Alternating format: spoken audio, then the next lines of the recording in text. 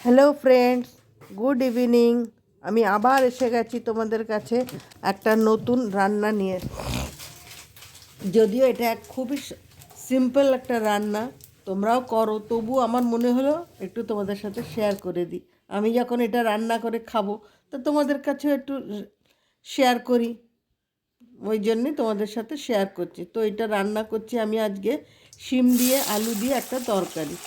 আলুগুলোকে দেখো, প্রথমে আমি তেল দিয়ে কালো জিরে ফোড়ন লঙ্কা দিয়ে দিয়েছি। তারপরে এই ছোটো ছোটো আলুগুলোকে একদম চৌকো চৌকো করে ছোটো ছোটো আলুগুলো কেটে নিয়েছি। কেটে নিয়ে ভালো করে এগুলো ভেজে নেব।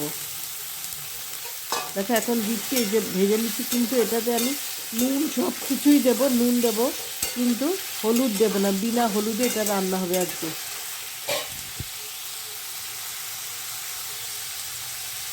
এবার এটা ভালো করে নাড়াতে থাকি, নাড়ানো হয়ে গেলে একটু আমি ঢেকে দেবো।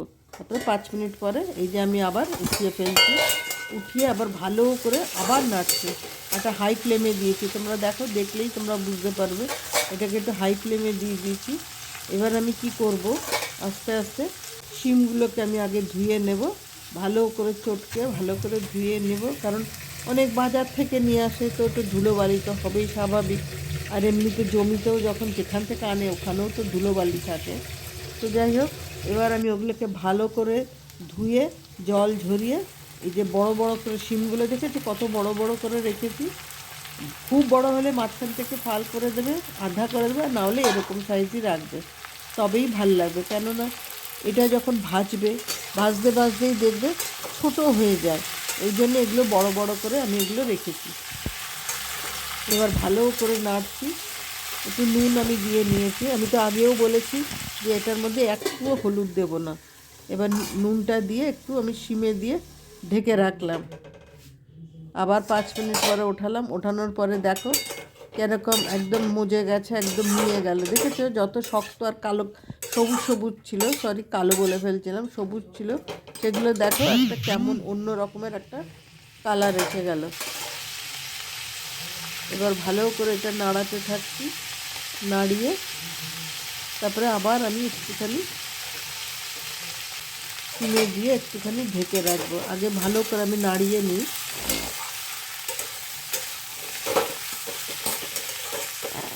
নাড়িয়ে একটুখানি আমি দিয়ে রাখছি। তারপরে এর মধ্যে কী কী দেবো সেটাও তোমাদের সাথে আমি শেয়ার করব। আর অবশ্যই এর মধ্যে কিন্তু যে যার নিজের পরিমাণ মতন নুন আর মিষ্টিটা দিয়ে দেবে। যে শিমে দিয়ে দিচ্ছি, আর এই যে আমার এর মধ্যে একটুখানি ধনেপাতা বাটাটা দিচ্ছি, আর একটুখানি মেথি আছে। মেথিটাকে একটু ক্রাশ করে নিয়ে জলের মধ্যে ভিজিয়ে রেখেছিলাম। আর ধনেপাতাটা যদিও ধনেপাতাটা না একটু কম হয়ে গেল মনে হচ্ছে, সবজি আন্দাজে এটা হয়ে গেল, একটু কম কম লাগছে। কেননা হলুদ যখন দিইনি যখন, তখন একটুখানি বেশি দিলে একটু কালারটা আসতো, গ্রিন গ্রিন কালারটা আসছে যেত, ওই জন্য। এগুলো দিয়ে নাড়াতে থাকবো। তারপরে আমি ওপর থেকেও আবার একটুখানি হালকা ধনেপাতা একটু কুচিয়ে ওর মধ্যে দিয়ে দেব। এখন আমি একটু জল দিয়ে দিচ্ছি, কেননা একটু মেয়াবে যাতে, আর একটু মজে যাবে যাতে নুন মিষ্টি সব ঢুকে যায় যাতে। এবার এই যে বললাম, ধনেপাতাগুলো একটু দিয়ে দিলাম, দিয়ে আবার আমি নাড়তে থাকবো ভালো করে নেড়ে। তারপরে আবার আমি একটুখানি শিমে দিয়ে তারপরে ঢেকে রাখবো একটুখানি।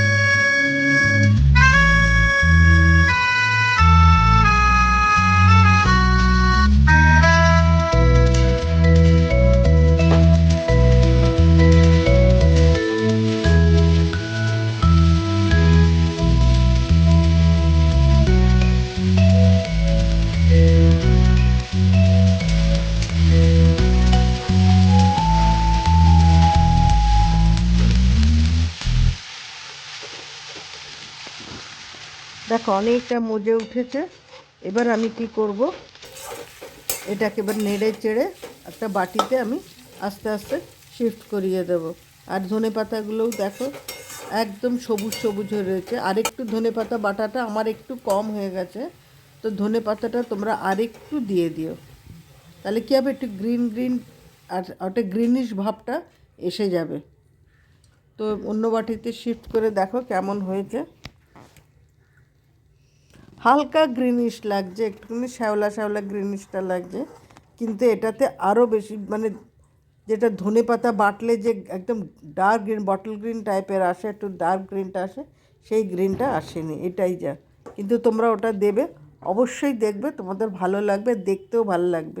বিনা হলুদের রান্নায় দেখবে একটুখানি যেটাই দেবে সে তুমি অন্য কোনো কালার দিয়ে মানে গ্রিন দিয়ে হোক কি আরও ফুড কালার কত রকমের নানান রকমের হয়, সেগুলো দিয়ে করলে দেখতে ভালো লাগবে, যেহেতু আমরা হলুদটা দিইনি।